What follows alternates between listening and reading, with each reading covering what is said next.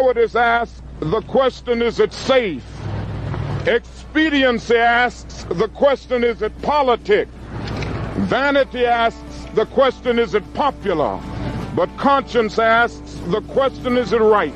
And there comes a time when one must take a position that is neither safe, nor politic, nor popular, but he must do it because conscience tells him it is right.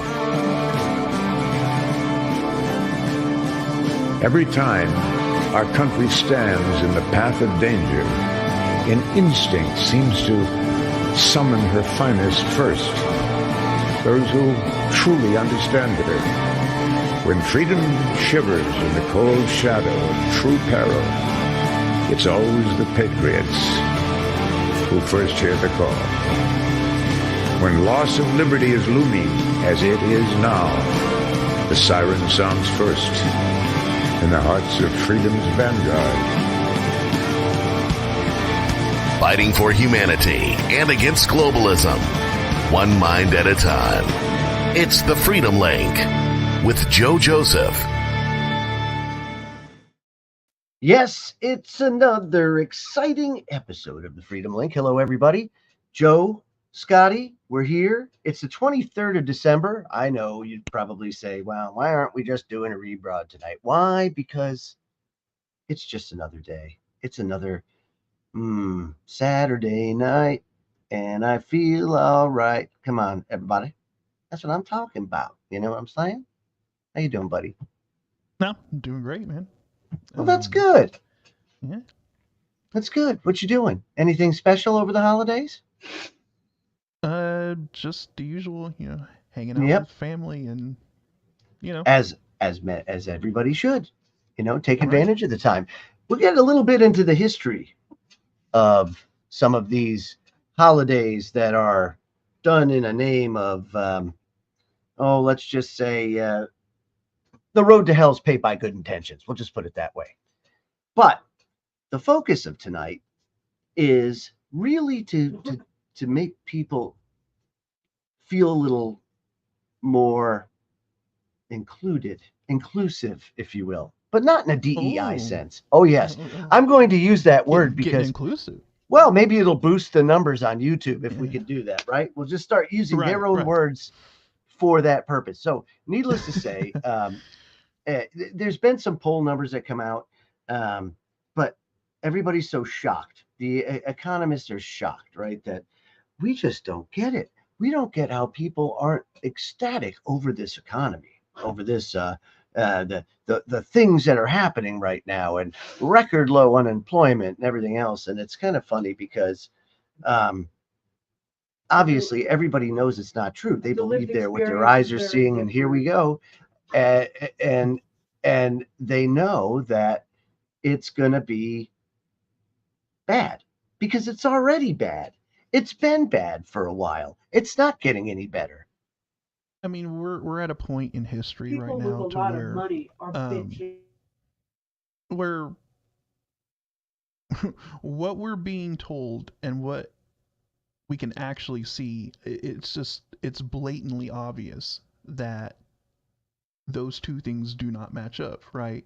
And so, before the media could kind of get away with telling you that, things are going to be all right, or things are going this way, or things are going. They control the information stream, right? So they could at least put on the illusion, or people felt like things were all right and that things were okay, right? But now, like, the reality of the situation is actually setting in, and people are going to the grocery store and they can't buy food, right?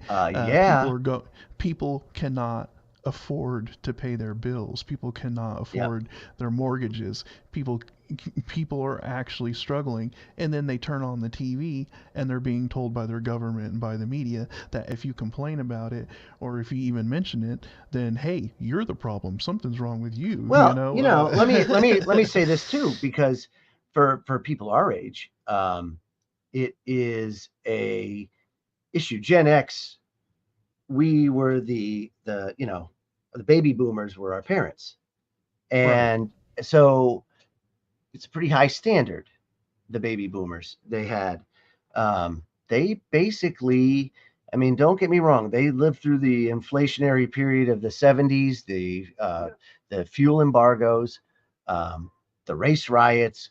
It was a very tumultuous time in the United States, and a time of high inflation, of high unemployment. I mean, I remember as a kid, seeing Toyota commercials where they had the first Toyota-thons back in the late 70s, early 80s, and it was like 23% interest, and that was a good thing. That was a bargain. That was like, wow, this is great. Yeah. You know, if you got bought a house, it was 15%. You were paying 15% interest, and that was good. That was good at that time. You know, so housing was small, very small. You didn't have the stuff and things that you had today that now you can't get because of the situation we're in. We lived through a time in the last 10 years where interest rates were basically zero. It was zero. Right. And so when you have opportunities like that where you're not paying interest, of course, it's going to supercharge things, and people can get bigger houses and they can get bigger things and fill them with more stuff. But eventually, as inflation kicks in, and folks, don't think that this was just a thing that just started. This has been happening, although it's been invisible for a long time, quote unquote. Or said, at least they were able to put the illusion on that. Yeah, that thing but they can't. Once it got out of control, right? And things that okay, now we can't do it anymore. All right. But then you take a look at things like the homeless situation, right? It's exploding. Mm-hmm. That used to be able to be washed over, right? But now you have, this is another thing that illegal people see on a daily basis. Yeah, people see this on a daily basis. This is something that is undeniable, that is right there in your face. Right. But then there's illegal immigrants, right? They're going and they're taking up what resources were available, because none of that was planned for. You know, if you're going to make immigration changes, you can do that. There's a pathway to it. It's called the legislative branch, and the legislative branch can make changes to the immigration laws. Now, if you don't make changes to the immigration laws, then you can't just ad hoc not choose to enforce them. You can't just open the doors and then expect all these communities, whether or not they show up in Texas or they get bused to Massachusetts or Chicago, it doesn't matter. These areas cannot absorb that without there being a serious budgetary crisis and or a lack of resources. Example of that was Thanksgiving. They ran out of turkey for the poor families because the migrants that were bused into New York City took them all. Now you have the minority communities here that are citizens that would be entitled to that, normally are playing second fiddle to people that are not a citizen. And look, you can say what you want about open borders, but in 1871, this country made a decision. And that decision was, we are going to incorporate. And when we incorporate, you become assets of the corporation. And that's where citizenship came. That's it. That's what we have. And it hasn't changed, right? So you have this influx of people that the system can't handle. Now it's starting to crack. And it was already cracking before that increased pressure, Scotty. So now it's all in our face.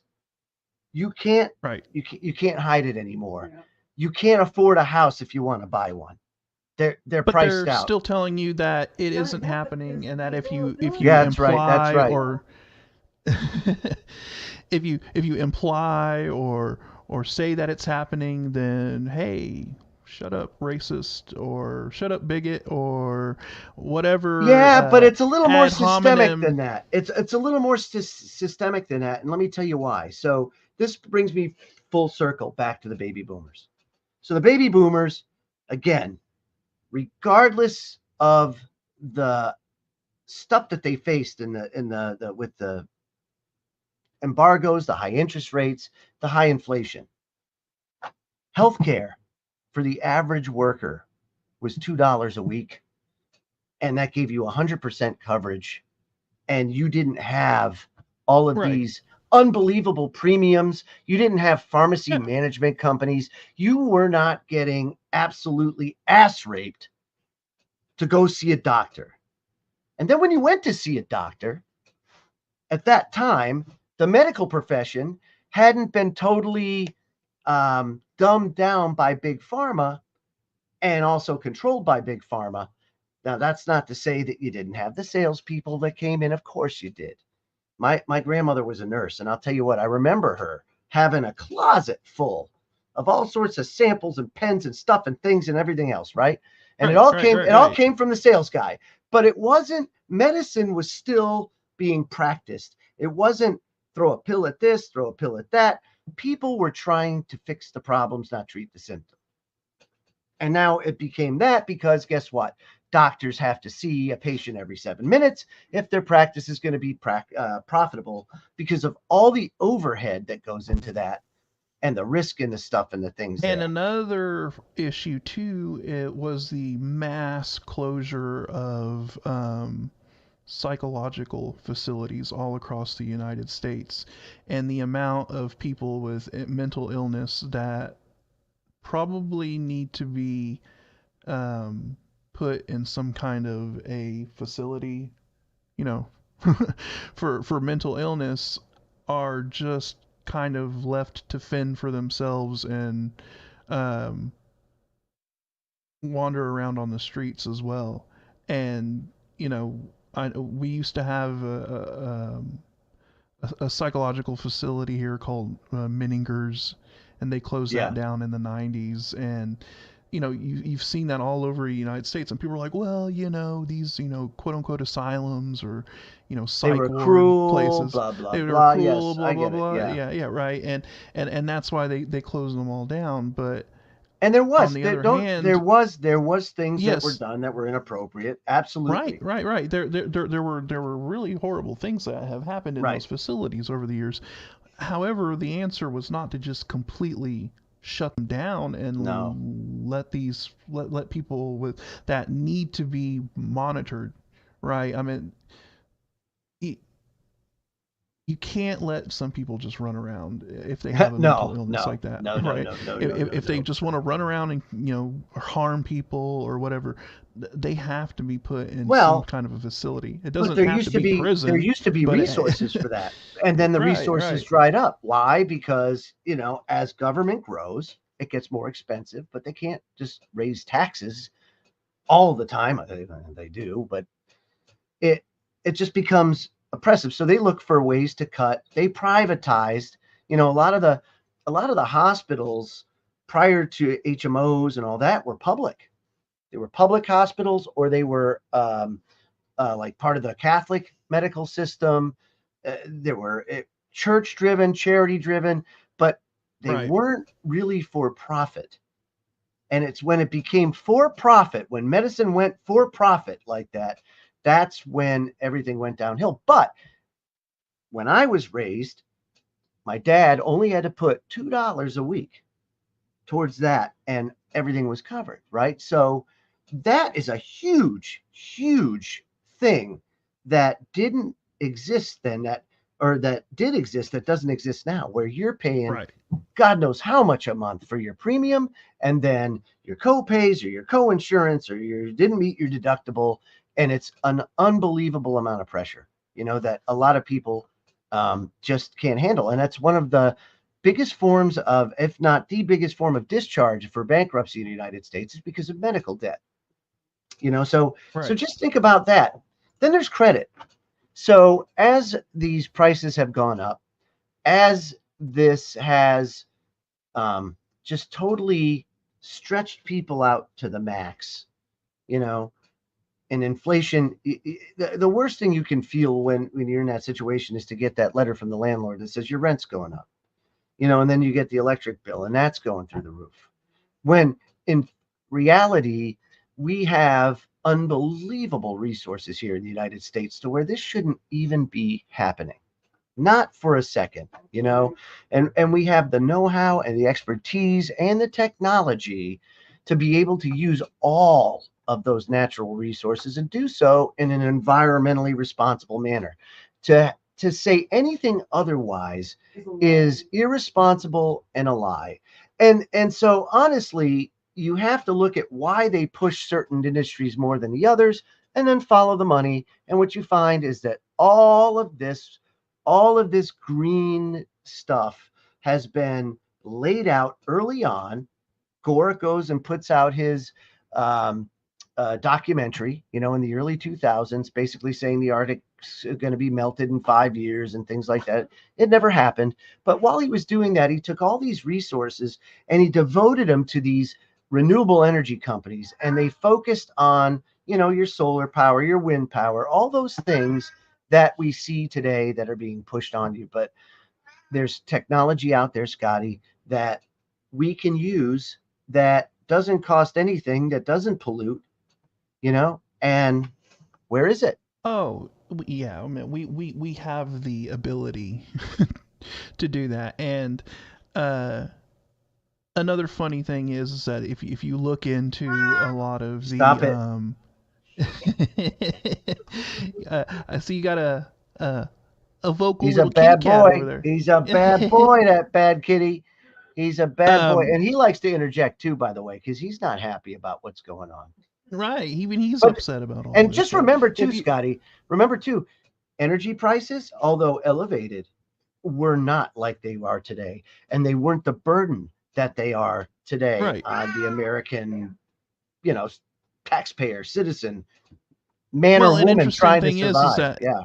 if you look into a lot of the individuals that are behind a lot of these carbon credit schemes, that's what I'm going to call them, schemes or scams or whatever, because that's really all it is a couple of individuals, I believe, that are involved in formulating that whole carbon credit thing. These are the same people that ran Enron. So I want people to kind of think about that when we're talking about carbon credits and the green tax or carbon tax and all of this crap that, hey, your money's going to save you're offsetting your carbon footprint and that's somehow going to save the planet, right?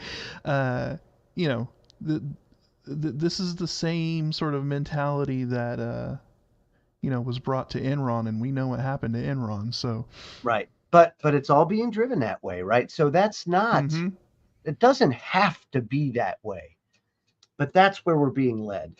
So, Right. so to understand, there is so many more dynamics in play right now than there were back then. Think about this. And this is the other problem. You have a baby boomer generation that has really invested in the stock market like no other generation before or since. And their retirements, their way of life is really looking for those returns.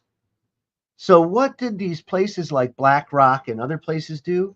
They go into real estate and they buy up all the available housing to drive the prices up, to make a profit, to get those returns, to pay for the retirement of the baby boomers, right?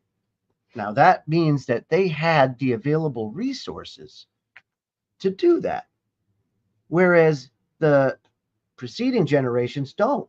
We don't have those resources. How the hell can you do that when you're paying so much for so many of the most basic human needs, And you'd think by now humanity would be at a certain point where we'd get some things straight. Finally, maybe we would just get something straight. No, we can't even get the basics. And but this that's is why, Joe. this is bad. That's why we need the AI to swoop in and That's right. and That's fix everything, because The look, savior. obviously we are completely incapable of it. So we I need feel it. something of Yeah, of me a- too. Me too. I feel that way too. Very incapable. Can't do it. No, but seriously, that is another problem in and of itself. That's a problem in and of itself. I want to bring up a article by Michael Snyder, who has written on this. He calls it, or uses the term that I see more prevalent now, silent depression. And the problem you have is the messaging runs totally counter to what you are experiencing, and that is what makes you feel isolated and alone. You see other people that are presenting an illusion of being okay. But let me tell you something: when the doors are closed, 62% of Americans are paycheck to paycheck, and you can't tell me that isn't stressful. You can't tell me that that's not stressful. So you have to understand that many people right now are suffering in a big way, like there hasn't been before. You used to be able to, and had disposable income to be able to have a rainy day fund. All of those things, very difficult to do now. Very difficult to do. And you also have to use real numbers. If you use real numbers and not the fake numbers they give you on TV, you wouldn't feel so alone. Believe me. So anyway, Michael Snyder writes, the Biden administration and the corporate media are telling us over and over that the economy's just fine, but the term silent depression has been going viral on TikTok. Housing, vehicles, food, and just about everything else that we spend money on is far more unaffordable today than it was during the Great Depression of the 1930s, that is. A retailer in Florida named Freddie Smith posted a video on TikTok with some absolutely startling numbers about the cost of living. And so basically he said, if you look back at the Great Depression, yes, you too, the house was only 3 times the average salary. Now it's 8 times the average salary. The car was 46% of the average salary. The car today is now 85% of that salary. And the crazy part, the rent was 16% of the average salary. Now it's 42% of the average salary. So of course you can feel that. It's enormous weight and enormous pressure. You know, I don't understand how people are surprised. Are they that disconnected with the reality of the bottom 80% that they don't get it? I mean, that's my point, is that they went through, a lot of these people that don't understand, most of them are older. They're baby boomers, right? And they don't understand it. You know, your Paul Krugmans and all that. They don't understand it because they had those resources when times were tough back then, you know, because you got paid a better wage relative. The dollar was worth more.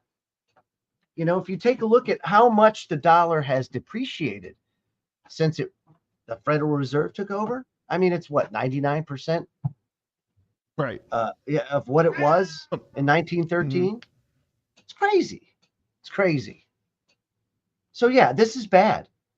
And he says that's why 62% of the country's living paycheck to paycheck. The cost of living has become so oppressive that you just can't deny it anymore. You're having a problem denying it because you can't maintain the facade. The low interest rates allowed us to have that facade. When the interest rates went up, and that's why you see the Federal Reserve now saying that they're going to do 3 rate cuts next year, because they can't do it anymore, because an $868 trillion military bill, the National Defense Authorization Act that was just signed, is dwarfed by the interest on the national debt.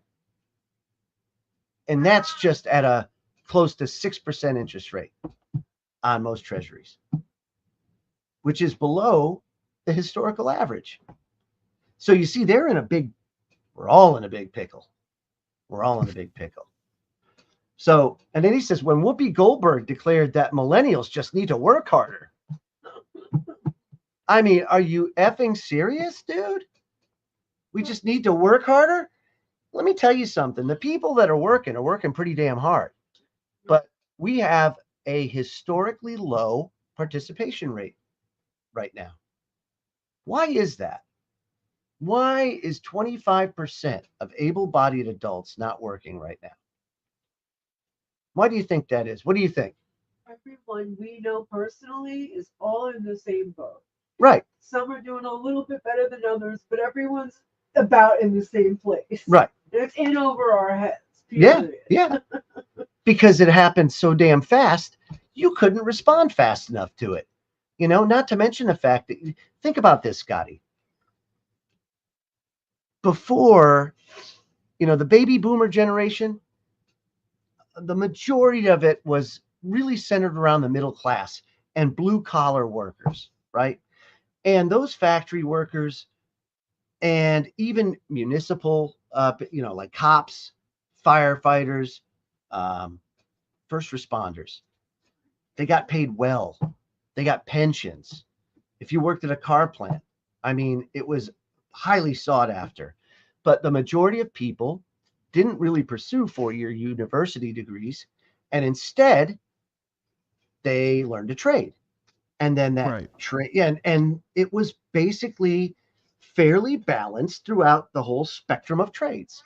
So you and had during that time, there were a lot of public works projects occurring all around the country. The highway system was still being built, right? And you had a lot of just expansion and growth going on. And so all of these people that were in the trades had jobs. There was plenty to do because there was tons of demand for that skilled labor in the trades, right? You know, for whatever, you know, welders, construction, right. Well, also engineer, you you know, also had whatever. less automation, right? So less automation meant Right. more manual processes. More, So more manual processes, more workers in the factories, that's you right. know, so And on now and you so don't on. have that. Now you don't have that because now you have a real big push for automation. Why? Because you can't get the profits anymore. Because you have basically tried to squeeze as much efficiency as you can out of manufacturing. And a lot of these places now have done so. And the only way they can get any more efficient is if they deploy AI, if they deploy your you know, any sort of robotic automation to take out that human labor. So at the same time, though, when Generation X was coming about, the baby boomers wanted what would be better for their kids.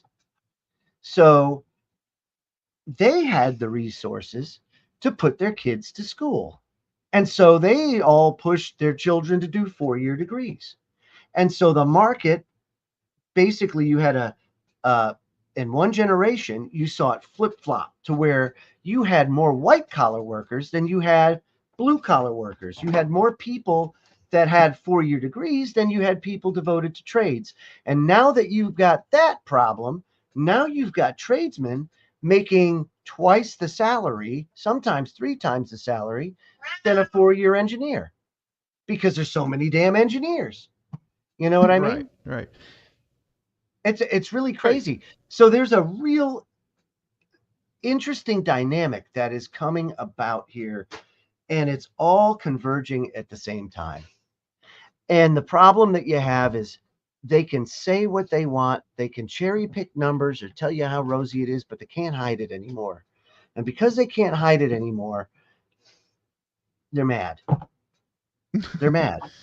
They're mad, and it's being reflected in, and everybody knows it when you see what's on TV. You got Whoopi Goldberg, right? We just said that. Look at her, there she is, right? Millennials just need to work harder. She hasn't worked God knows how long, right? That's right. Many Americans are working as hard as they can, but they keep falling farther and farther behind. And we're just not supposed to talk about what's happening, see, because it's not appropriate. So we just pretend that everything just keeps going on as wonderful, Michael says. And it says, and now the corporate media has been putting out lots of articles attempting to debunk Smith's videos. So one example is Any notion from TikTok that life was better in 1923 than it is now is divorced from reality, says Columbia Business School economic professor Brett House, who is a tenured professor who gets probably his own house on campus and a hefty salary, right? Hasn't probably worked a real job in his life. And what's the truth? Columbia Business School or the guy living life? What are you going to believe? And the problem is social media has made it so easy for people to put their lives out there for everybody to see. And you can see now the truth. You know, everybody's a citizen reporter with one of these, you know? Yeah, does it track us? Sure. But it's a tool as well. And a lot of people are utilizing them in so many different ways to show that what they're saying is not true at all. And to compound on top of all of this as well is the amount of consumerist propaganda and, you know, the commercialization of society and the expectation that, you know, hey, you got to go buy this new product as soon as it comes out, you know, buy this, buy that, you know, and so planned obsolescence. Yes, it's a hell of a freaking sales scheme. Absolutely. And so not only do you have, you know, people that are living paycheck to paycheck, but they've also got this kind of conditioning that they need to buy all this crap that they really don't need. And, you know, it compounds the issue. You know, it's kind of like this long psychological game that has been played on us for a long time, and it just absolutely compounds the problem, you know. So Michael asks, so what's the truth? Are we in a silent depression or not? So he says, let's look at 3 areas. If honest numbers are being used, they would show that GDP growth has been negative for almost the entire time that Joe Biden's been in the White House. And that would indicate that we're at least in a recession, right? Remember when he first got in? Right. About a year in, they were arguing what a recession was, the definition of a recession. Because they were trying to it's ridiculous. They have redefined it. They have redefined it, but it doesn't matter. Everybody knows it because we're living it, right? So the honest numbers show that unemployment right now is about 25%. That's horrible. Okay, that's depressionary style horrible. And if that rate of inflation was still calculated the way it was back in 1980, so remember when I was talking about the 80s, and they did have inflation, you know, 15%, where you had the interest rates jacked up to 25, but those were realer numbers, if you will, than what we use today. Today, it's all manipulated. It's all fake, and it's all dark, right? You don't get the right information. We don't get that. See, we're not privy to it. It's like George Carlin said, it's a small club and we're not in it, right? That's the way it is. So we have to use and come up with it ourselves. We got to figure it out ourselves. And when you do the numbers, it comes out to about 25%. So, and if the inflation rate was still calculated the way back in 1980, it would still be in the double-digit territory, even though it's come down a little bit. And remember, just because it's come down doesn't mean that prices are going to go down. They go up. Each time that tax, that invisible tax, gets higher and higher and higher. But you don't have deflation. You know what you get when you talk and say the word deflation? Panic. They do not want deflation. Even though in the short term, it would really, really help, right? Like, man, do we really have to pay this much for our effing gas bill or our electric bill? Is it really that? Does it have to be that high? You know, is there different ways we can do this? Maybe, you know, do we have to be slaves to this antiquated system of power generation? Can we figure out a better way? I think we might be able to. And people are getting pissed off that they're working as hard as they are for shit. And that's really what it boils down to. We're working hard for shit. You know, wages have been stagnant. You don't get paid a fair. People are busting their ass with hardly anything to show for it. That's and right. It gets old and tiring after And a then while. medical care is so expensive that people are breaking down. They can't go to the doctor. They can't afford to do it, you know, or for whatever reason. And what does it do? Oh, well, you know, if you're in pain, they won't give you medicine if you go to the doctor. Well, the street will do it. They don't ask questions. Oh, but then you either die because you don't know what you're getting, you know, or you've created your own criminal element that the government machine can just gobble up anytime they want as low-hanging fruit to justify their budget for an increase next year, right? Do they go after the drug cartels? No, those are too hard. We're just going to feed off our own, you know, and at the same time, a little eugenics is good for a country, you know? So why don't we just kill off all these people that are weak, you know? That's really what it is, dude. It's a eugenics program. It's so much more. And people are hip to this now. So of course they're pissed, right? And that's how it is. So listen, it says the official numbers that the government gives are designed to make us feel good about things. But at this point, things are so bad, the charade's falling apart. Like I said, it's a silent depression. If you just got laid off from your job, it's a silent depression, right? You're not a silent depression, that's for sure, Ollie. It's a silent depression if you can't pay your bills. Think about that. Now listen to this. Millions of Americans strapped with student loan debt are still not paying their bills after a 3-year payment hiatus. Federal student loan payments started in October after President Biden declined to extend the pandemic-era pause.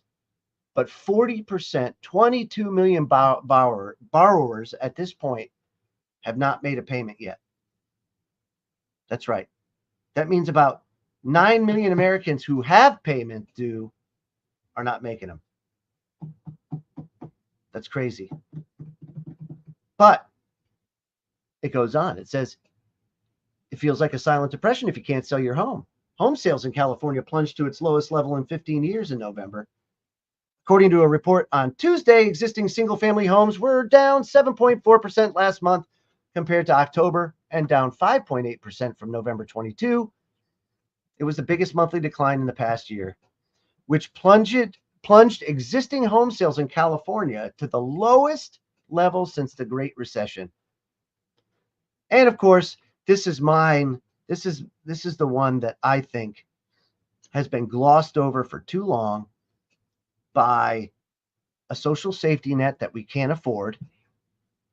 And it shows in the numbers, $34 trillion debt, right? Yes, wars were part of that, but a lot of it is a social safety net that needs serious reform. And it said homelessness shot up by 12% this year. That's a huge number. 653,104. I will bet you dollars to donuts that number's higher. Oh, that number is probably way higher than that. Right. And that number represents the sharpest increase in largest unhoused population since the federal government began tallying those totals in 2007. So, if the economy's in good shape, Michael says, why are Americans becoming homeless at the fastest pace ever recorded? Doesn't make any sense. But those at the top of the economic food chain simply don't understand what all the fuss is about. See, because today Americans age 70 or older now hold more than 30% of the nation's wealth. And for a moment, life's good for the elite. And they think that the rest of us just need to work harder. So, of course, they're looking down our noses and stop complaining, you young stop it, you snappers! Yeah, you just need to get out there and work a little harder. You gotta get a little more elbow grease in that shit. Yeah, that's not what it's all about, and we all know it. And the problem is, as long as we continue the facade that everything's okay, you're going to continue to feel isolated. You're going to go home. You're going to be stressed out. You're going to be doing a lot of darkness. We'll just put it that way. Or perhaps we can change things a little bit. And the best way to change things is to not participate.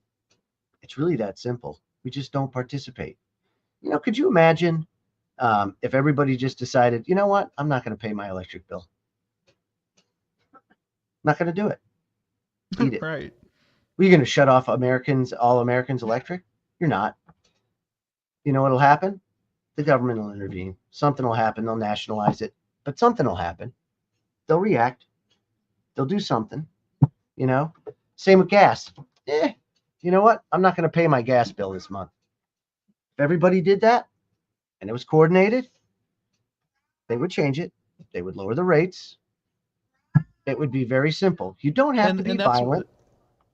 Just don't participate. And that's why they keep people divided, right? That way people can't organize and do things like that. When the color of your skin doesn't matter when everybody's participating in a nationwide F you, I'm not going to pay my bill sort of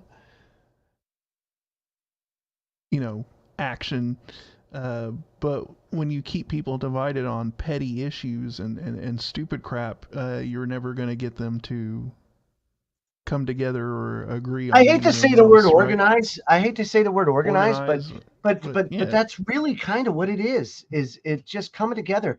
And the reason why they need to keep pushing that narrative. Well, when a population sees through the BS, they eventually are like, you know what? But that's a very touchy F subject.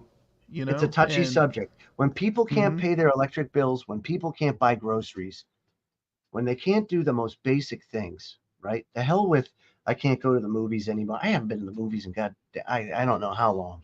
Right. It's ridiculous. But if they can't go to a restaurant like a McDonald's, right? That's not even quality shit. Right. And they're paying $20 a meal, $15-20 a meal for two people, $24. What? McDonald's?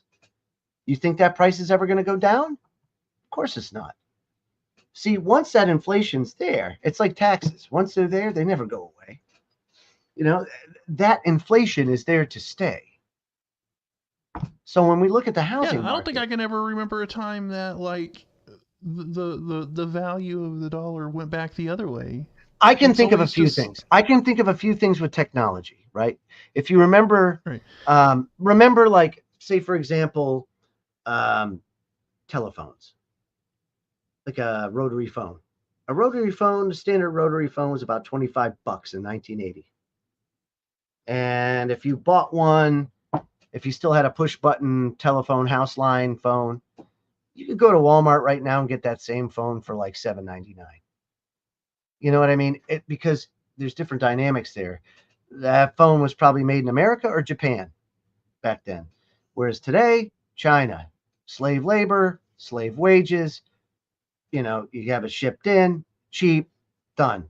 Free trade agreements, they weren't there back then. You had tariffs on all of the imports coming in. So things were a lot more expensive.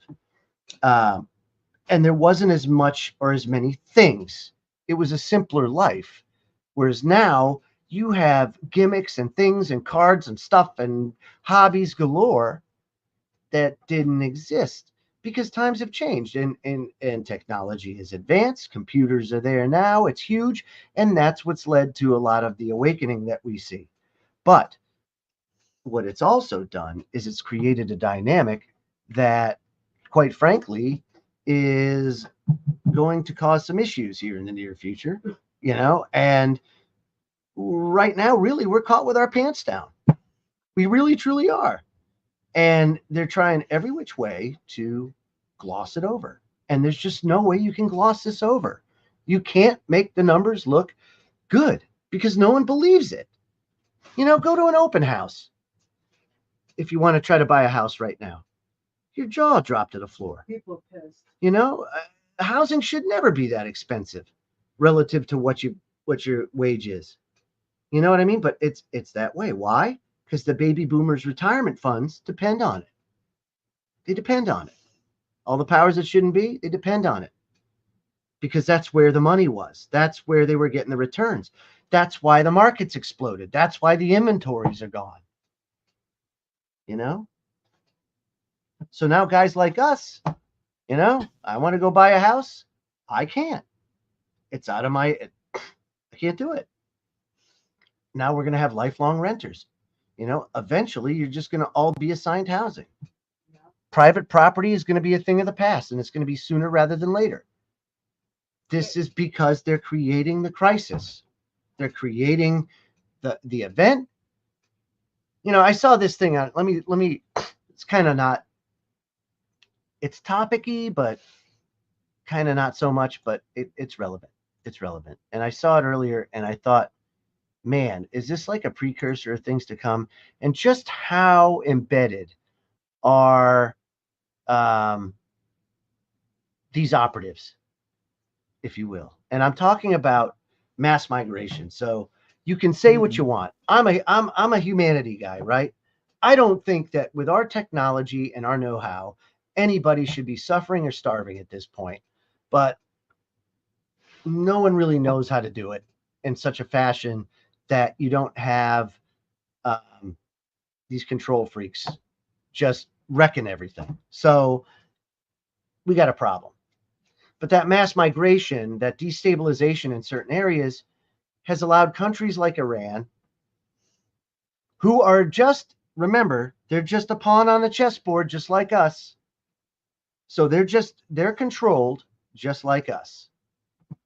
And they're doing their part. But what's their part? Their part is to put people all over the world to be activated at certain times and do certain things. And right now they're threatening to close the Mediterranean Sea because of U.S. crimes in Gaza. And I hate to say it, you know, if you look at history, and we went over it a few weeks ago, the Balfour agreements really are what set all this off. And it was a long time ago. And it was done so by the control freaks. And the Rothschild family to this day still has it on their family website and touts it as one of the biggest successes they've ever had. You know, to bring about the second nation state of Israel. That really, in all honesty, should never have existed. But now that it's here and it's there, you just can't do that. So you have to have some way to work this situation out. But we seem to just we can't get things right. We can't say, hey, you know what? Let's just stay out of this. This would be great. Why? Because we have these treaties. Just like World War I, we were stupid. We got into all these treaties again, and now we have to if they do this, well, we do that, and this and that, and we attack. It's crap. You know, the founding fathers said, ally with none, trade with all. And there's a reason for it. Because even back then, treaties were a very complicated thing. And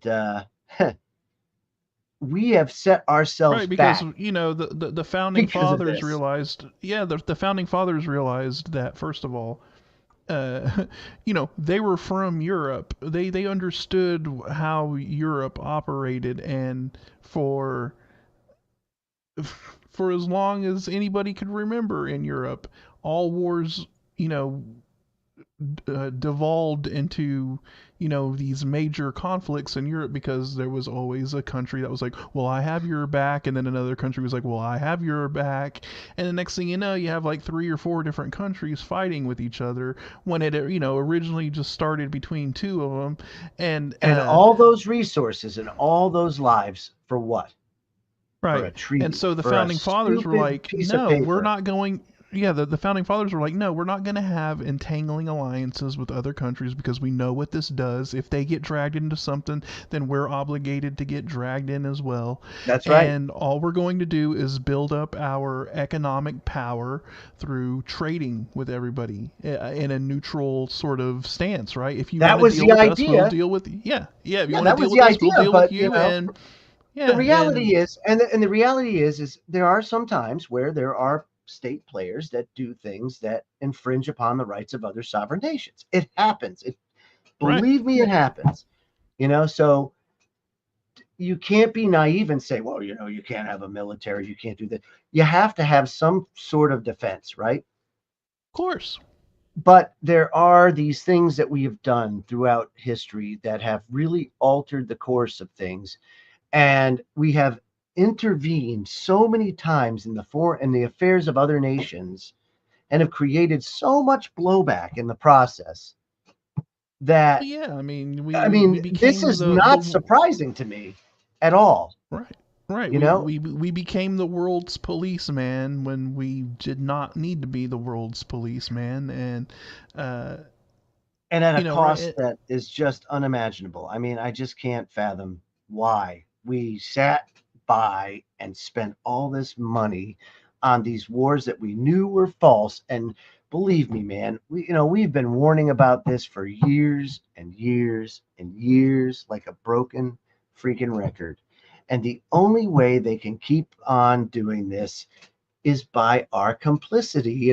We are complicit if we're not being or voicing our dissent. And I hate to say it, we try January 6th. A lot of people tried. They tried, and you see what happened to them. And it's a damn shame that was allowed to happen. I kind of feel like there's going to be a reckoning when it comes to that, but it's going to be a way. There was a lot of people that had a lot, suffering on an imaginable scale just because of a government operation that you saw unfold in real time. It's sick. It's absolutely sick. And think about this. Just think about this.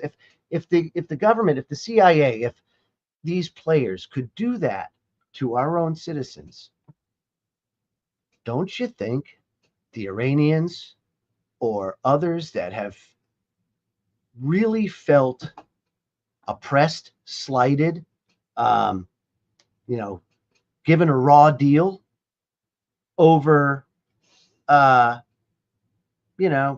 send people over an open border and place themselves strategically all over a country, even the Mediterranean, over in Gibraltar, and then do something that would effectively close the Mediterranean, or do something, with a key word or something like that that activates thousands upon thousands of cells and everything else in the United States to totally upend it. It's totally within the realm of possibility. Then you have disease, right? Because we're not used to these germs, and we're seeing all these different viruses either manufactured or just mutated or otherwise because of the unbelievable, uncontrolled migration of populations. You have movements of people like there's never been before, and there is no system on the planet that can handle that kind of change that fast. And that's why these laws are in place. So it's very, very interesting that they can believe or they think that people aren't miserable, and they can't understand why. It's unbelievable, Don't worry about it, Joe. Everything is just fine. The TV said that everything is hunky-dory.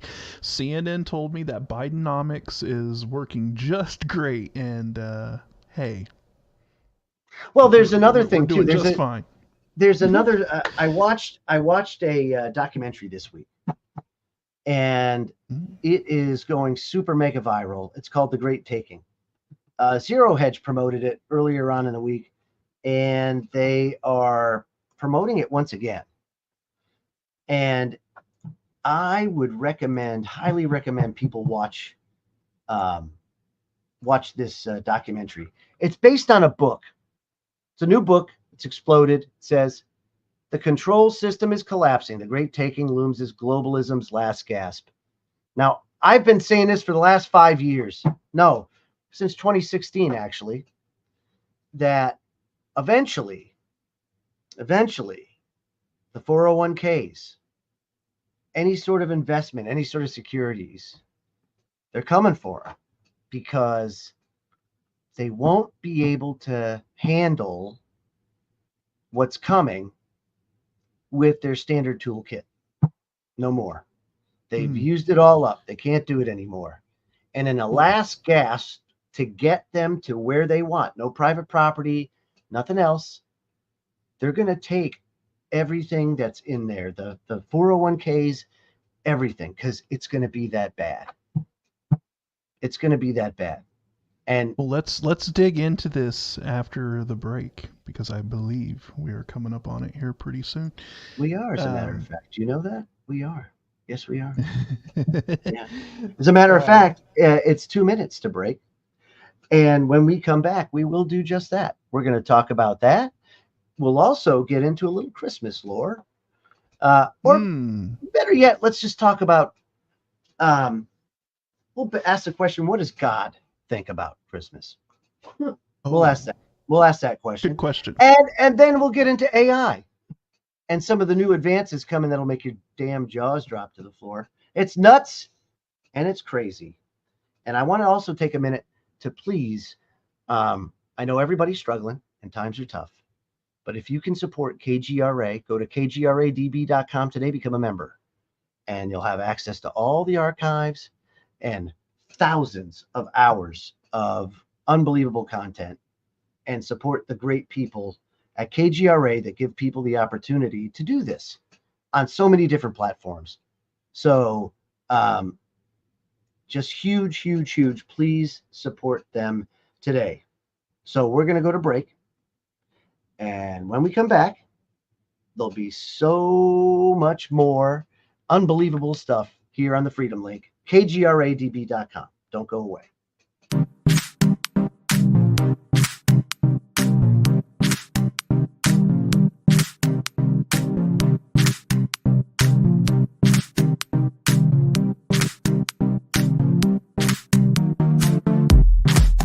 Hey members, the new KGRA DB app is now available on iOS and Android devices. Gain on-demand access to any KGRA DB programming. Download any show directly to your mobile device to listen or watch on the go. Go to the App Store and search KGRA DB. Did you know 75% of Americans are chronically dehydrated? If you struggle with focus, run low on energy, or when it's time to finally sleep, you simply can't, this can all be linked to dehydration, and Fuel Up has the answer. Our proprietary formula contains the finest cellular hydration with the strongest immune-enhancing natural ingredients. The Fuel Up system is made up of 3 different incredibly tasting varieties. Wake kickstarts your day with a jolt of caffeine. Play boosts focus while hydrating your cells. Rest not only helps you relax, but also rejuvenates your cells while you sleep. Here's what our clients have to say. I really don't miss my coffee, and you can tell the difference. So I'm going to take it for the energy. I'm going to take it for the play. I'm going to take it, all day. And it works. That's the thing. It works. We love it. Take the Fuel Up Challenge now, where we offer a Feel the Difference money-back guarantee. Fuel Up for life.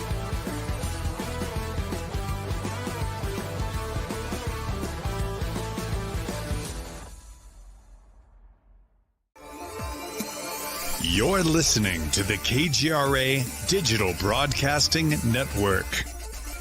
We provide unparalleled coverage of trending news in the world of ufology, cryptozoology, and paranormal phenomenon. Whether you're watching our video live stream or listening to one of our audio programs, you are getting the best from world-renowned researchers and hosts, guiding you through topics the mainstream won't touch. Miss one of your favorite programs? No problem. Head over to the members area at kgradb.com for access to our massive library of award-winning content. Make contact, stay connected. Only at kgradb.com.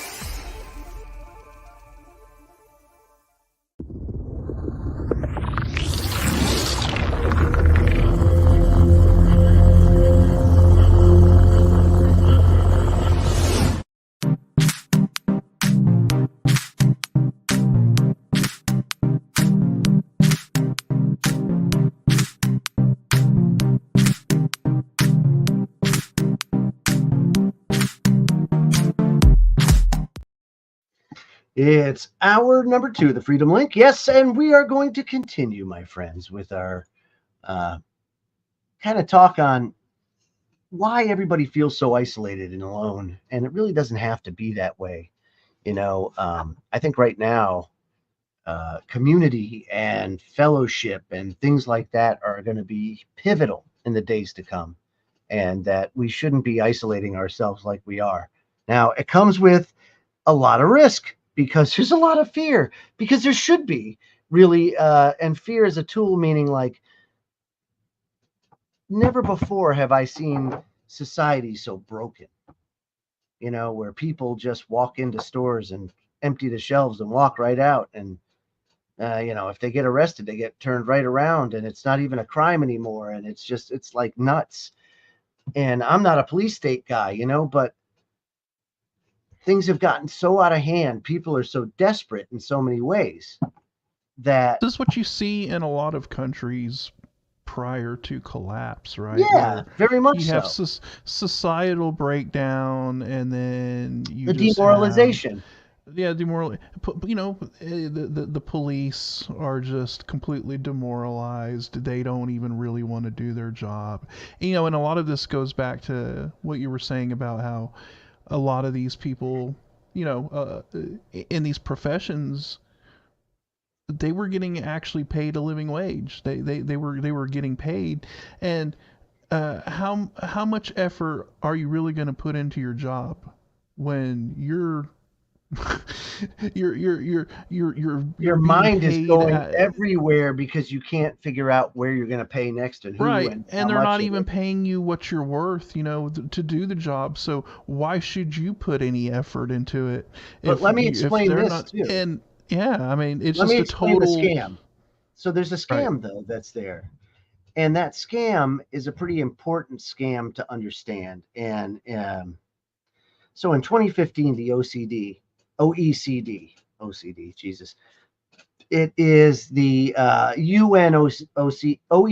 They basically do a lot of investigating into the economic conditions of all the UN nation states. And they oftentimes put, like, for example, they'll rank the schooling, right? So education among nations. That's one of the things they do. But they also look at the economic factors. And one of the things they did was they looked at, like, say, low wage workers in the United States. So in 2015, the average wage of a Walmart cashier was a little over $10 an hour, between $10 and $11 an hour. Now, if you took that job and you rewound the clock to 1955 from 2015, the average wage, when adjusted for inflation, for a cashier at a grocery like Kmart was $38 an hour. So you had $38 an hour of purchasing power. Right.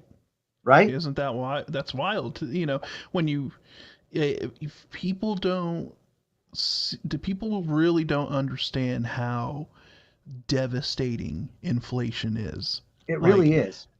But it gets worse. And then when it applies to things at scale, right? Because inflation scales, you know, with the more cash there is to be devalued, that, you know, it it can wipe out. It has wiped out a lot. A lot of purchasing power, and that is what's crippling people right now. Right. So interestingly enough, there was a guy, and I can't remember his name. I'll get to it in here because he's the economist, the guy that worked on Wall Street, the guy that came up with the algorithms. Exceptionally brilliant guy, and he went, and his whole modus operandi kind of coming up was to understand what he didn't understand. That was kind of like I know it sounds kind of like corny, but that's what it was. So he comes up with this model, and this model is very successful. During the dot-com bubble, when everybody else was going down, his model made money for the people that trusted him to manage their resources. And he would constantly be searching for any mode that would upend his model. He was always looking for that. That was his thing. And eventually, I guess he had an epiphany where he understood that the system was rigged, and he wanted to understand just how rigged it was. And that's what this documentary is really about, is it takes you through his career and the research that he did to get to where he's saying we're going to go. And where he says we're going to go is interesting because that follows. Now he's taken the follow the money path. Whereas I kind of went through the historical slant, legislative slant, foreign policy, the invisible war, that path. And what I saw was, while the Arab Spring was wreaking havoc on Northern Africa and parts of Europe, you also had at the same time a test going on in just how willing a population would be if a bank failure took place and they went and had a bail-in instead of a bail-out. And they did it, and they pulled it off, and it was Cyprus. And they know they can do it. And they've been talking a lot, these think tanks, about just how they can get more resources, because that's all it takes, guys, is more resources to throw at this problem. And I swear to you, this time it's going to fix it. Only this time, they're going to take the 30% of that wealth, or more, if you think about it. And I don't know the exact number of what's in 401ks today, but I can tell you it's more than $33 trillion. And that should scare everybody. So anyway, this person, let's see if I can find his name. David Rogers Webb. And it says, according to the great taking author David Rogers Webb, he says, in the olden days, you invested in a company, they gave you physical share certificates, and you were now a partner of that company. And he says, this is still how many value investors, including me, think of stock ownership when you own a stock. He says, we're not all invested in these companies simply because we're trying to time the oscillations in the price movement. We think ourselves as partial owners of these businesses. But that's not how it works, because they rewrote over the past 20 years the, what is it called? The Uniform Commercial Code, I think it's called. And in doing so, they've changed what it means when you buy a stock or a security and how it's handled. And it's really diabolical. And what it does in the grand scheme of things is, in the event of a problem, the too big to fail banks get all the resources. And it's nuts. And he calls it the great taking. And it's being set up now. And he shows you how it happens. So it's available on YouTube. I suggest everybody watch it, because it's an unbelievable explanation about the flow of money. and what it's telling him based on his 30 plus years of experience in the industry. It's really something else. And it really is, it's a system rigged from top to bottom. As a matter of fact, Donald Jeffries over on Substack, he wrote a piece that I think is brilliant. It's super long. And I know, just so everybody knows, and you know, I've done this for years, is I read these articles because a lot of people, they listen to this audio, you know, while they're working, while they're doing things during the day, it doesn't matter. You can't watch it. But I do this because a lot of people don't have the time to read these things, and they're important. You know, these are extremely relevant viewpoints that are crucial to understand. Crucial to understand.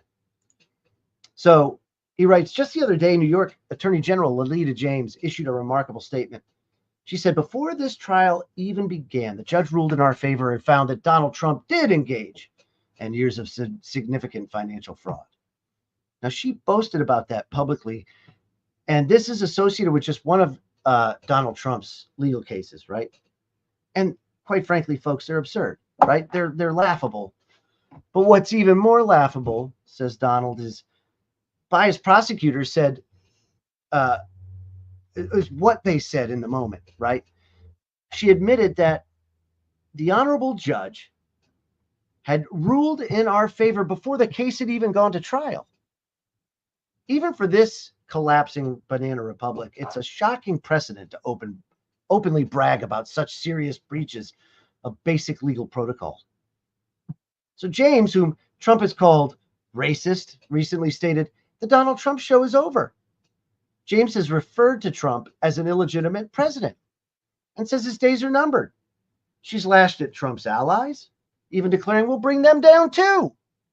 And upon being elected in December 2018, James vowed that she would use every area of the law to investigate President Trump and his business transactions and that of his family as well.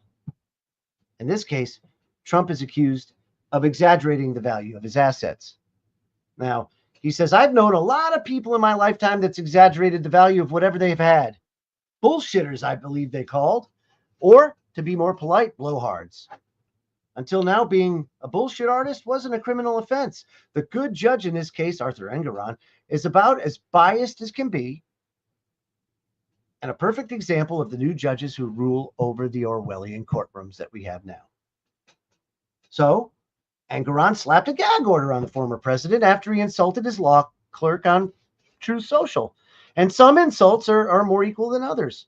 You know, Trump also received a gag order in his equally ridiculous trial for conspiring to overthrow the 2020 election by complaining about the irregularities and the cheating. Right?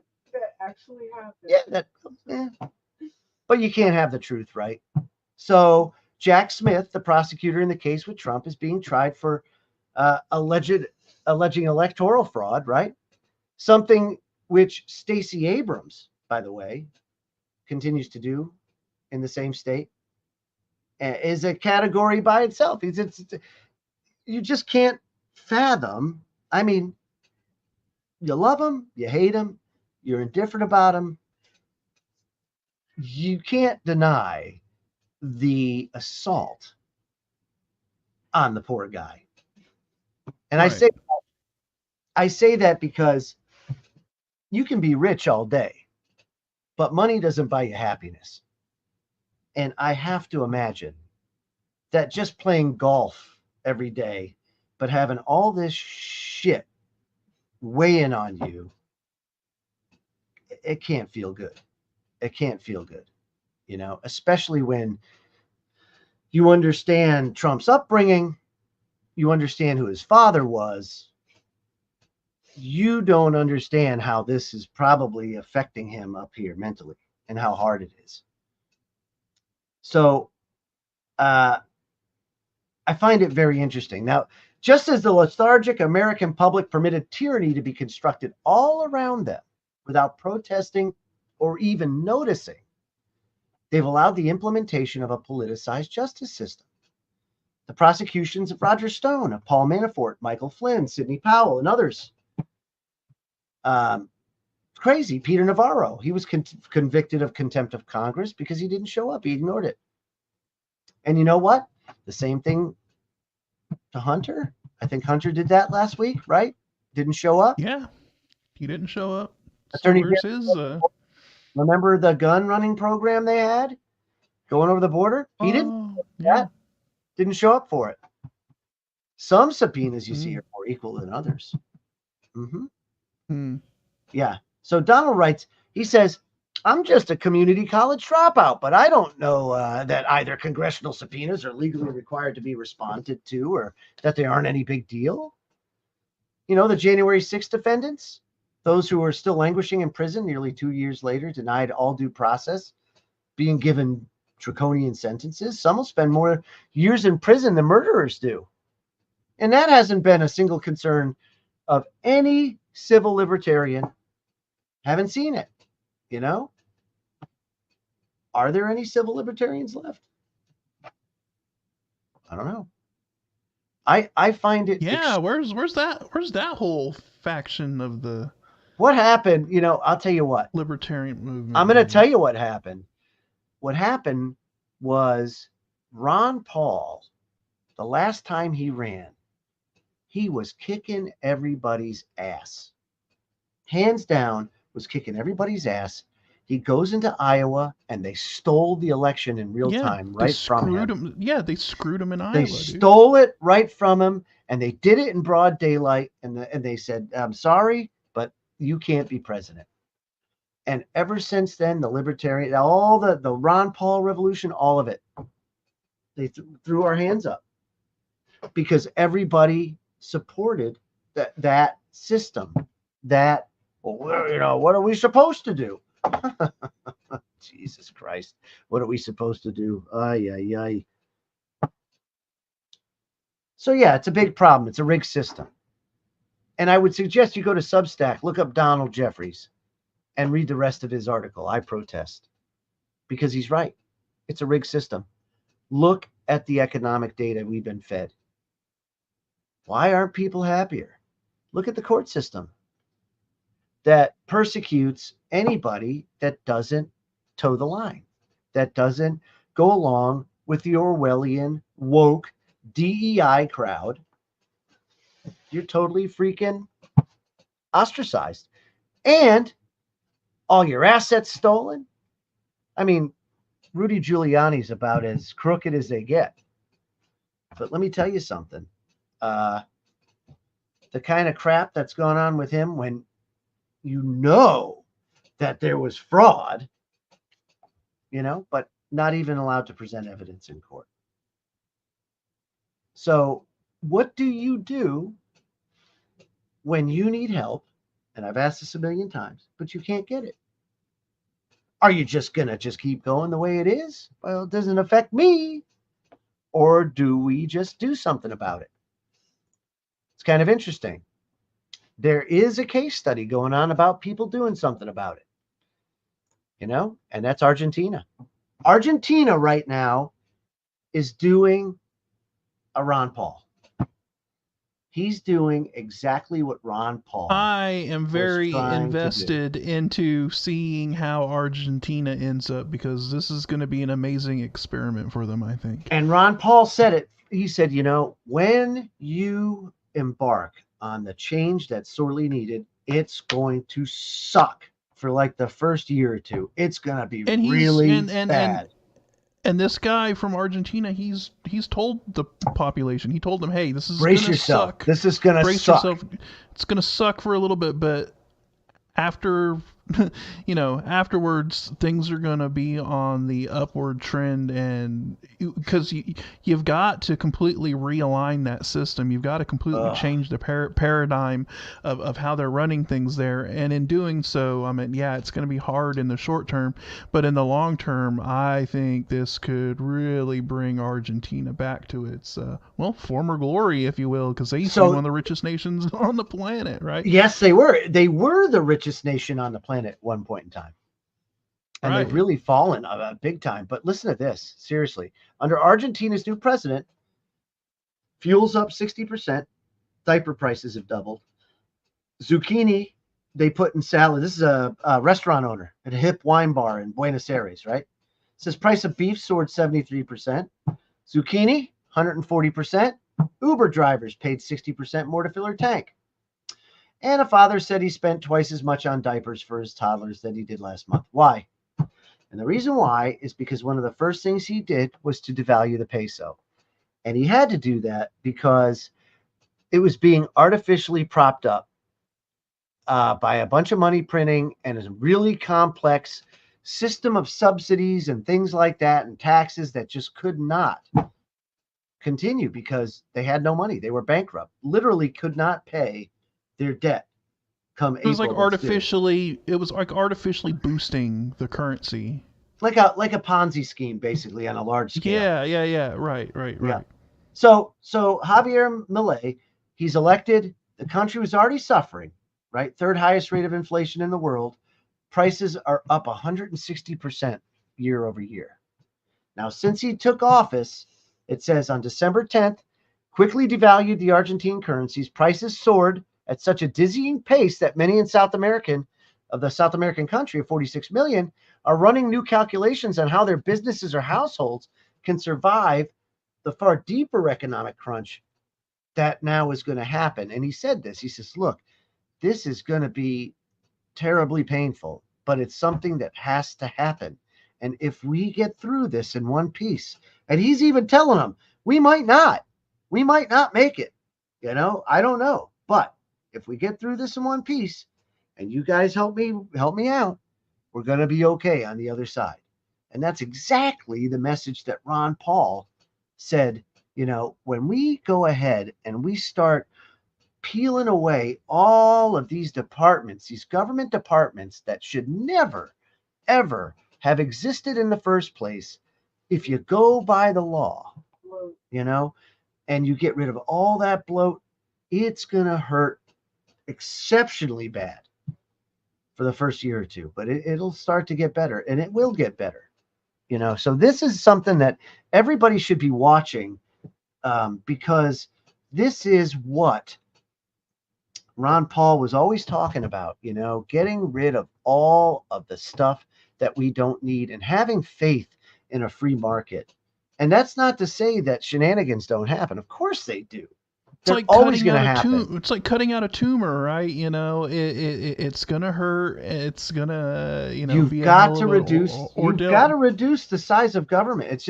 It's Rome. It's Rome at its collapse. We are being crushed just by our own weight, under our own weight. And you have to shed that weight. We're like, it's our 600-pound life, only it's the United States. What do? You have to stop eating. You gotta start managing your diet. You gotta exercise. You gotta be more efficient. Good. I'll tell you what. I just saw a staggering number. And I think it was the Social Security Administration or something like that. 7% of the people at Social Security or whatever have returned to the office. 7 of their office in DC. 7%. Do you think they're being as productive at home as they're being at the office? No. Do you think that you're getting the bang for your buck? You weren't before when they went to the office, but now it's that much worse. It's that much worse. So what do you do when you have 3+ million people that don't even come to work every day, that are running this country? I'm sorry, man. It's an unbelievable issue that we face. So really what it all boils down to is we have to really focus in now on the true things. The true things. And that is what will help us through all this. So the first thing is, don't listen to these talking heads that call you crazy for feeling the pressure that truly exists Also, don't feel like a failure, because you're not. You're not a failure. And just because you can't live up to what you saw or grew up with or what your parents had or grandparents had is no measure of your success, of your well-being, of anything else. We're in a shit situation right now, and we're all together, but they're isolating us all from each other. And they're doing so by these very targeted campaigns. Google's, the ISPs, all of it, they all do it. They're all controlling the stream that goes to each individual person. Yes, they have that technology, and it's only going to get worse. That's why community is so important, you know. But when it comes to truth, there's something that I read every year, and I just find it so relevant. And it's one of the reasons why my wife and I decided years ago to ditch these crazy holidays, because they're apostate in the first place. But what's even worse is they have been totally hijacked and are a source of tremendous stress, frustration, disappointment. And it can all go away tomorrow. And you could still have twinkle lights. You could still have parties and all that stuff. But do we need to have all the BS associated with these holidays? So the question is, does God celebrate Christmas? And it kind of goes like this. And this is on BibleStudy.org. And I found this fascinating. And I still go to this every year. Does God celebrate the birth of Jesus on Christmas? What do you think of the holiday? Or what do you think he thinks of the holiday? Many people are aware that popular holidays such as Easter and Halloween and Christmas are not in the Bible. And, you know, they're actually pagan. But to many, however, such facts and what God thinks doesn't really matter. After all, they believe that they don't celebrate the holiday like the ancient pagans, right? Because as long as Jesus' birth is rejoiced over at Christmas with a little sprinkle of Santa Claus, and, you know, the kids are all happy and gay and stuff. And it's assumed that, well, God will understand because, you know, Jesus is the reason for the season. Right? So did anyone in the New Testament ever celebrate the birth of Christ on Christmas? The biblical record is silent in that regard, yet people reason that God must accept the holiday because we just have such good feelings about it. And we cherish these fond memories of the holiday. So he must have the fond memories as well, right? I mean, he did make us in his image. But does he? What if the memories of God concerning Christmas included the noise of pagans who rejoiced over their idol while chanting, screaming, and all this stuff, and his spiritual children, known as Christians, were being put to death? The Bible says God hears the voices of those martyred for his name, crying under a heavenly altar, asking that their deaths be avenged. The following is a fictional story that'll help explain some of the issues involved with the holidays such as Christmas that are not condoned by God. So imagine if you were in Germany at the height of Nazism in 1937. Churches throughout the country are in trouble. Young people who go to church want to leave and join the Hitler Youth, and businesses that even seem to be Jewish because they observe the seventh-day Sabbath are failing. Some ministers, however, believe that if they just make some minor changes here and there to how their church operates, they'll be able to survive what's happening in the country. So on April 20th each year, it's Hitler's birthday. And many people there joyously celebrate. And since it's unclear exactly when Christ was born, some religious leaders choose April 20th as the time to commemorate his birth. And they also figure out that if they take the cross and they add just a few bends to it, it looks surprisingly similar to a swastika. So with changes to the church comes growing numbers, and people soon find themselves holding their right arms rigid in front of them at an upward angle so that they can show as they march that they're giving God glory around the cross. And most people don't care that the commemoration of Jesus' resurrection has been moved to occur on the exact day when the glorious Third Reich started. Churches which adopt the new way in Germany operate and thrive, while others are persecuted and even killed. The new practices are even so popular that many years later, many people are still found celebrating the birth of Jesus on the 20th of April. One day, someone visits the church and does his best to try to inform the group that how the holidays originated. And after hearing the explanation, the people aren't shocked at all. After all, in their minds, the terms like Hitler and Nazi, those are meaningless. I mean, who cares, they think, of how people many years ago worshiped whatever they thought was the eternal. I mean, what matters is what they do today is for the worship and glory of him. So their trips down memory lane are abruptly interrupted when the person asks what Christmas memories God has. You know, how do you think God would react if people decided to yearly commemorate his son's birth on the birthday of Hitler? Wouldn't most want to find out how their customs honoring God and his son got started? You know, our fictionalized tale of the 20th of Christmas, of April, seems wonderful and magical. It's filled with warm and loving feelings and memories. And all of these feelings, however, are based on lies. The Christmas spirit to them is the spirit of sharing and giving to others. Anyone who would dare be opposed to that, such widely accepted practice, there must be something terribly wrong with them, of course. You know, the allure and temptation to set aside Christmas on April 20th with its lights and its music and its festivities enjoyed by those who know nothing of the Creator would be most powerful. So, to the early New Testament church, the perfect will of God did not mean that they could set up their own holidays like Christmas. Many years later, however, the Catholics, and no doubt others, deceived the masses into believing that they could hang on to their pagan traditions of worship, but just rename them. You know, and the problem is, Jesus warned in no uncertain terms that there would be those who worship him in vain. People don't understand the trappings of this and why you don't get light from darkness. Just remember that. If something is deceptive or dark, it doesn't derive light. It's just that simple. So look at what this holiday means to so many people. You've got 1 in 3 people going into debt when they already can't afford basic living. They're going into further debt to buy gifts to put under a tree that they can't afford. Right?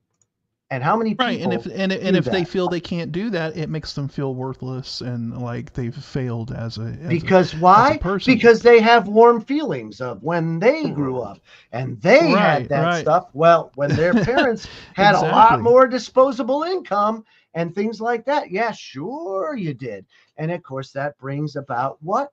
Disappointment. It brings about depression. It is one of the highest rates of suicide is on Christmas and the day after Christmas. One of the highest rates of suicide. Right. Do you think that's all merry and joyful and things like that? This is the issue. You know, you can call it religious or not. I don't care what you call it. I call it the truth. And the truth is you can tell when something comes from light and when something doesn't. And when something causes that much pain and that much stress and that much anguish and that much pressure and everything else, sorry, dudes, it's not worth it. And you need to cast it off. Just cast it off. You know, you can have these moments and memories without the bullshit. Right. That's all.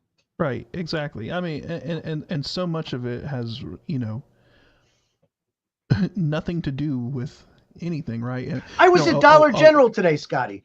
I was at Dollar General today. Guess what they were doing? Guess. They were putting out the freaking Valentine's Day candy. Oh, wow. Dude, it's December 23rd. Right. So, I mean, it just shows how much of this has revolved around what I said earlier, the commercialization and the brainwashing and advertising that the population has been subjected to over the past, 70 years or so, or, you know, since the end of World War II, pretty much.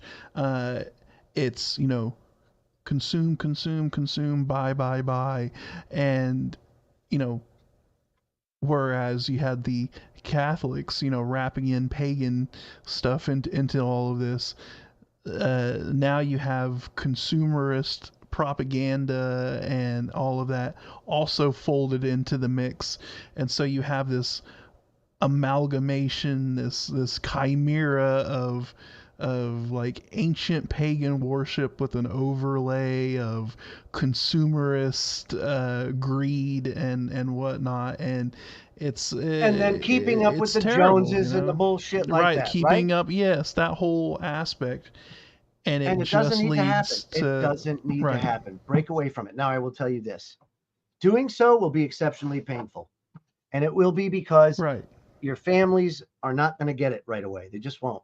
But I promise you they will, especially if they're And suffering look, right we're alongside with you. we're all free individuals. If you choose to, Who cares? if I'm who just saying, cares, don't put the whatever, stress on yourself. It's Right. crazy. Don't put the stress on yourself, and don't feel like you're obligated, to do this. And there's other ways of.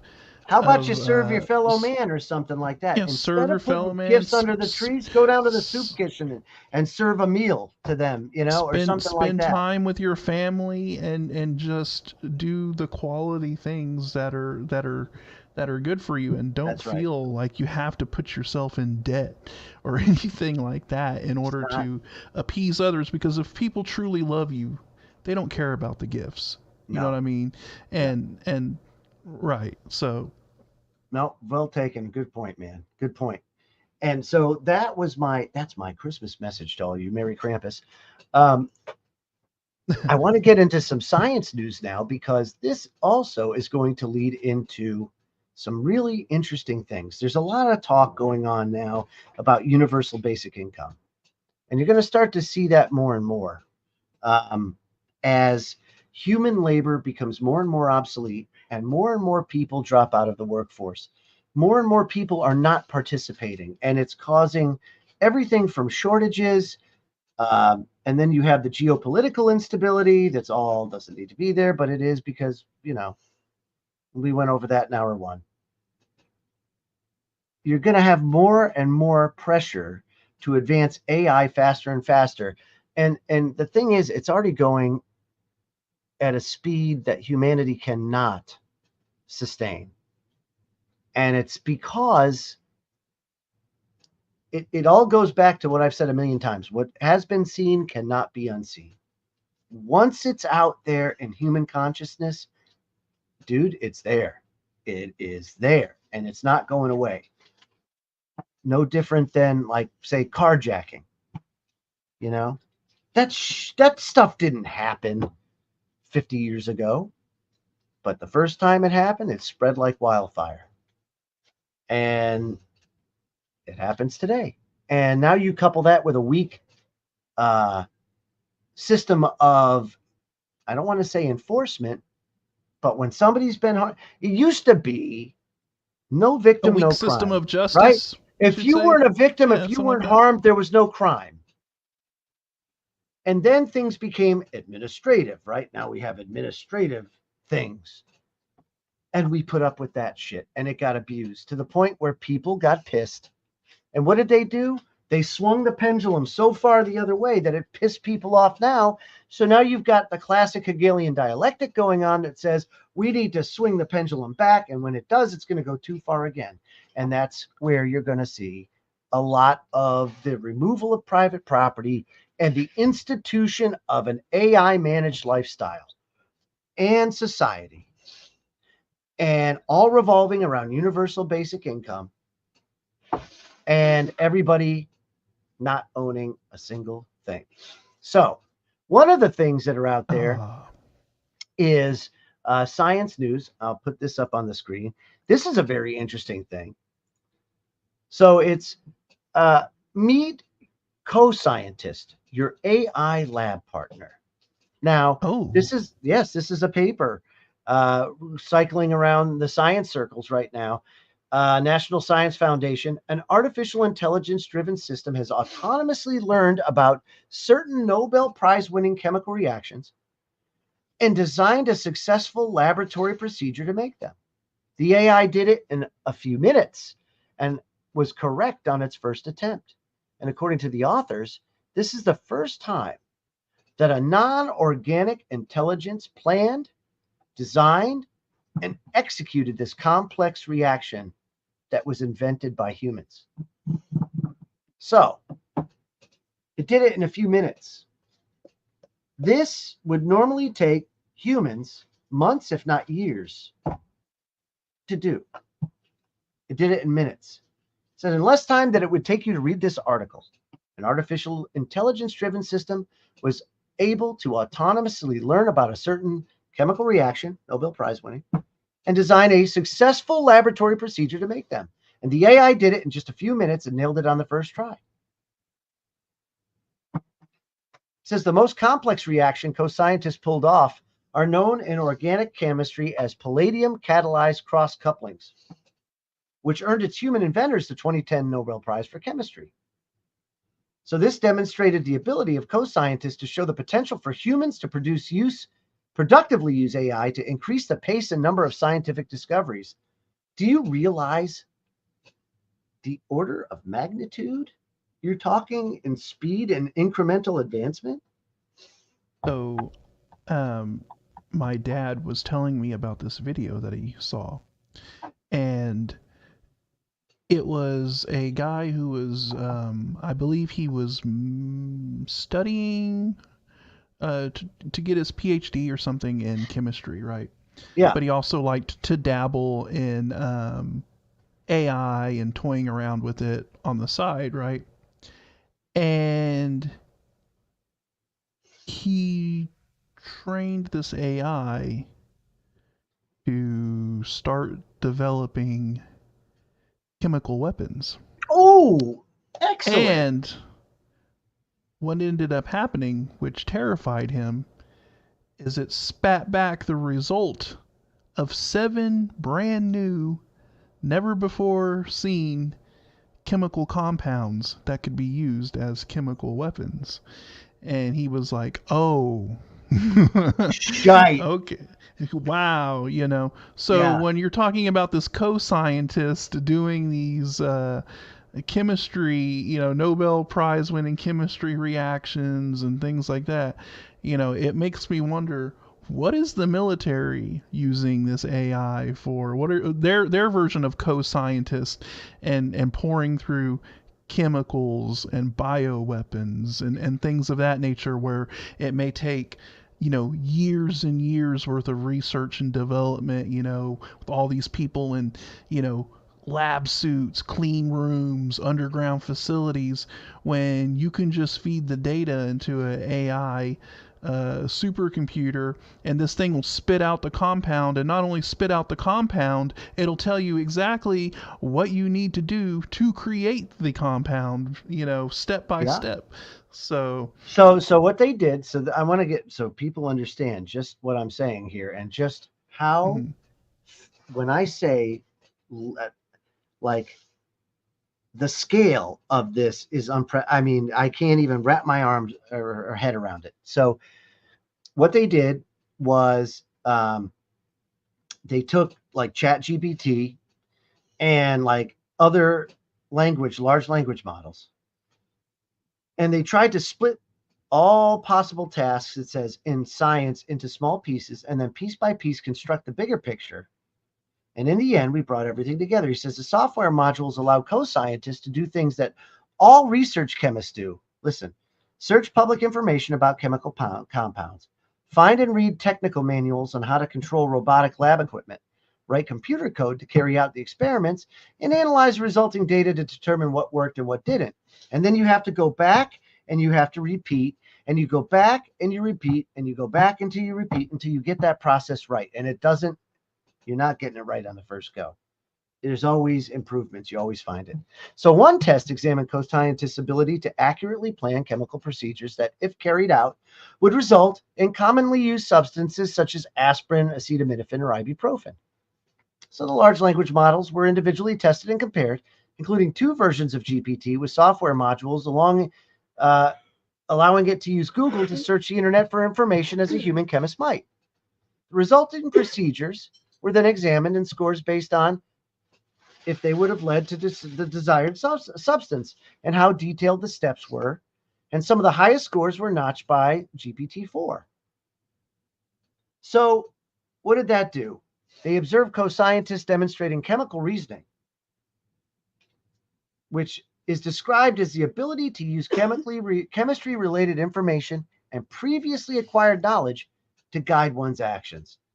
It used publicly available information encoded in the SMILES format, Simplified Molecular Input Line Entry System, a type of machine-readable notation represented basically the chemical structure of molecules. And that's what they did. They ran this thing, and now it's bringing the robots, because now you can have these models finding all sorts of new compounds and things. Let me give you an example. It gets even scarier. But not. If you see what I'm saying, it's like, and Phys.org nailed it on this one. They asked, and the researchers are asking the right question. And I don't know. I gotta, want to have faith in humanity on this one, but I don't. I just see it ending very badly. And I never even thought of the bad things yet that you could do with this stuff, but just seeing how something simple like this could be taken advantage of really goes to show you how dangerous this is for humanity in so many different ways, and we're not preparing ourselves for it. It doesn't have to be. It doesn't have to be, but it's going to be, because we can't control it, because the genie's out of the bottle. Check this out. New AI model can predict human lifespan. And it's so gosh darn accurate that they want to make sure it's used for good purposes and not for bad.